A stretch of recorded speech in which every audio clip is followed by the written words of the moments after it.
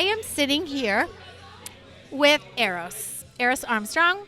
She is the women's heavyweight champion today and the women's open champion today. How did you get into sumo? I got into sumo from my friend Joel Hindershot. He was doing a workout and training me for strongman. I go out there and I'm competitive. I'm extremely competitive. And my first opponent was Justin. And I went after him, and sure enough, he was gone. And all of a sudden, I feel these hands in the center of my back, and I just feel like this feeling at this belt that I'm not used to wearing, and it's just all of a sudden I'm out of the ring. And I'm like, how did this just happen? I weigh over 280 pounds. How did this little man just push me out? And it was the start of a deep love. It's different than any other combative sport I've been in. What can you currently bench press? For my bench press, it's 275 pounds for reps. What can you squat?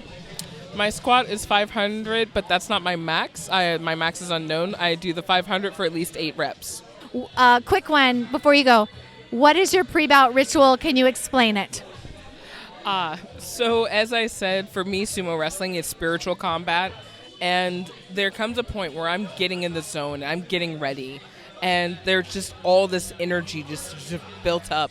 And I let out my battle cry. It's something they told me to do in the military. It's something I've done in martial arts. It's something I'm doing now.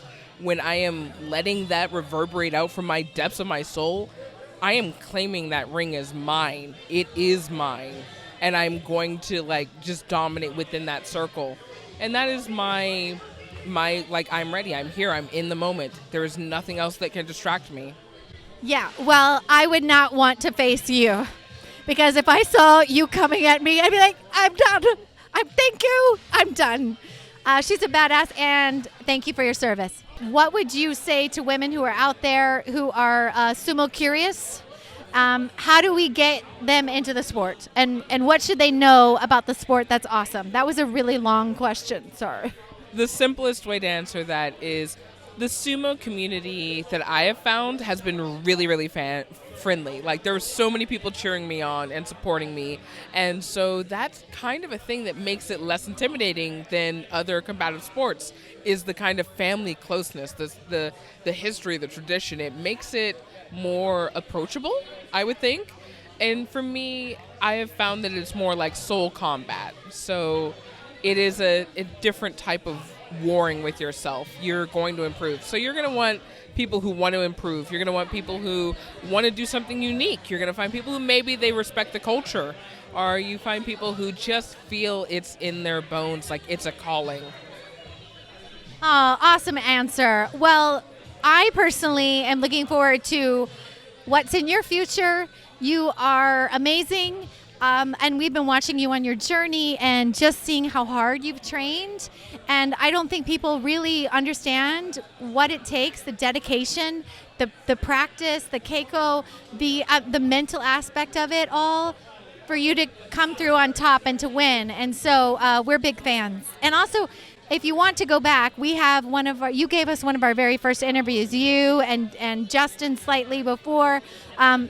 Episode 54. So go ahead and listen to that. You can hear about all of Eros's journey. And thank you. Oh, thank you guys. You guys are wonderful, as always. That was the best out ever. We snagged the best. Oh. We snagged Grand Sumo Breakdown. We snagged Mac. Oh my God, I've had too much sake already. You have not had enough sake. I know. That Look, is your problem. I've only had sips. That is the minimum. That is the absolute minimum. You need more. How far ahead of me are you? 2 of those plus a cocktail. No way. Yes, ma'am. Oh my God, you're much better at this than I am. Sorry. Good liver? First of all, are you guys getting some good content for your podcast? Oh, more than we thought we would get. This Yeah? has been an absolutely phenomenal trip. Recommend it to anybody that wants to check this out. Seriously, guys. It's amazing. Okay, what are you loving most of all? Honestly, it's the community. I love coming in and seeing something that we initially thought, okay, this is going to be like a fun little hobby just for us to kind of explore, to realize that there is this amazing, thriving group behind me, actually, that is growing in sumo and growing just in camaraderie and fun. the community for sumo here in the U.S., it's amazing. Absolutely love that. Yeah, I agree. Have you ever done sumo? No, I have not done sumo. Okay, me neither. Maybe eventually. Depends how many more of those I have. Okay, so it might happen. It could. But I have to drive home, so Oh, yeah, I me might too. need to start tapering off. Yeah, I get it. That's so funny. You've been into sumo for so long, but you've never been a sumo wrestler. No, we trained. So we did a special segment on the show where we trained with Ed, and Jake and I both realized this is not quite what we're not quite ready for this yet. But intense workout, gained a whole new perspective and a new respect for these athletes. Okay, so in case anybody's watching this and they have not seen or listened to Grand Sumo Breakdown, why don't you give us just a little overview of how people can find you and what you guys do and how long you've done it? What we do is make a mess, primarily. We mispronounce things. We're just a couple of guys from the Midwest, nothing really huge. Don't worry about it. There's a big group of you guys that are in Grand Sumo Breakdown. There are 4 of us, that is true. I thought there was 5. No, well, the unofficial 5th member is Sumo DB, which thank you for the people that support that. We really appreciate it. But nope, there are 4 of us. We're based out of Des Moines, Iowa, and we cover anything and everything that is sumo, at least especially on the Japanese circuit, and now we're starting to cover more of the U.S. side of things and having an absolute ball doing it. Okay, and these are your stats guys. Yes. If you you want are, spreadsheets and numbers, we will get them for you. it is so true. Our eyes kind of glass over when it comes to stats, but you guys, it's like you come alive when it comes to stats. To be fair, when you are looking into the amazing body that is Takayasu and some of these other fantastic sumotori that are out there, you can't help but get lost. I mean, really? Can you not say that Ishiura is not a phenomenal athlete? No, he's still participating. Or Enho is just the cutest guy, and Hakuho, the king.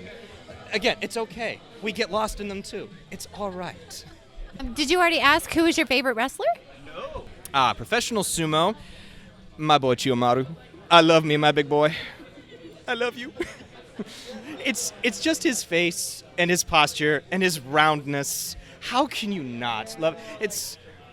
Was it you guys that coined the term Cherub Maru?